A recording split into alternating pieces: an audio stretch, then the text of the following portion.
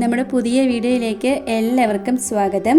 ഈ ചൂടിന് കുടിക്കാൻ പറ്റിയ വളരെ ചിലവ് കുറഞ്ഞ രീതിയിൽ ഉണ്ടാക്കിയെടുക്കാൻ പറ്റിയ 3 വ്യത്യസ്ത രുചികളിലുള്ള ഡ്രിങ്കിൻ്റെ റെസിപ്പി ഒന്ന് കാണാം.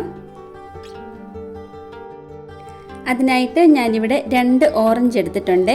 ഇനി ഇത് ക്ലീൻ ചെയ്ത് അതിൻ്റെ ഉള്ളിലെ സീഡ്സ് ഒക്കെ ഒന്ന് കളഞ്ഞ് എടുക്കണം. ഇനി ഇതൊരു മിക്സിയുടെ ജാറിലേക്ക് ഇട്ട് കൊടുക്കാം. നല്ല തണുത്ത വെള്ളം ചേർത്ത് ആവശ്യത്തിന് പഞ്ചസാരയും ചേർത്ത് നന്നായിട്ട് ഇതൊന്ന് അടിച്ചെടുക്കാം. ഇനി ഇതൊരു അരിപ്പയിലേക്ക് ഒഴിച്ചു കൊടുത്ത് ഒന്ന് അരിച്ചും കൂടെ എടുക്കാം.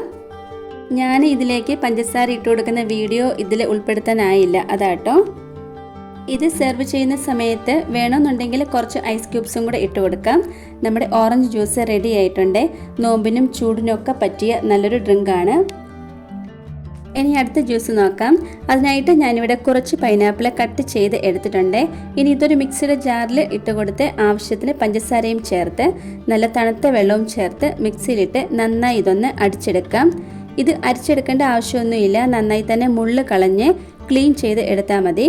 അങ്ങനെ നമ്മുടെ പൈനാപ്പിൾ ജ്യൂസും റെഡി ആയിട്ടുണ്ട്. എളുപ്പമല്ലേ, 5 മിനിറ്റ് പോലും വേണ്ട ഈ ഒരു ജ്യൂസ് ഉണ്ടാക്കിയെടുക്കാനായിട്ട്. ഇനി തണ്ണിമത്തൻ വെച്ചൊരു ഡ്രിങ്കാണ്. അതിനായി തണ്ണിമത്തൻ ചെറുതായി അരിഞ്ഞു എടുത്തിട്ടുണ്ട്.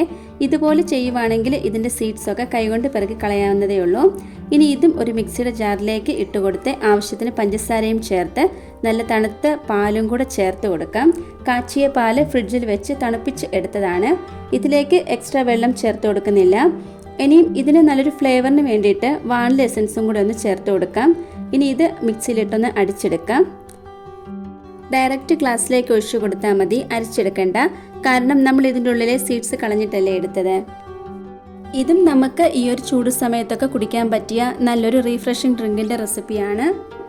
ഈ നോമ്പിനും ചൂടിനും ഒക്കെ കുടിക്കാൻ പറ്റിയ വളരെ സിമ്പിളായിട്ട് വീട്ടിൽ തന്നെ ചെയ്തെടുക്കാൻ പറ്റുന്ന 3 വ്യത്യസ്ത രുചികളിലുള്ള ഡ്രിങ്കിൻ്റെ റെസിപ്പികളാണ്. എല്ലാവരും ഇതുപോലെ ഒന്ന് ഉണ്ടാക്കി നോക്കണേ. ഇന്നത്തെ നമ്മുടെ ഈ ഒരു റെസിപ്പി എല്ലാവർക്കും ഇഷ്ടമായി കാണുമെന്ന് വിചാരിക്കുന്നു.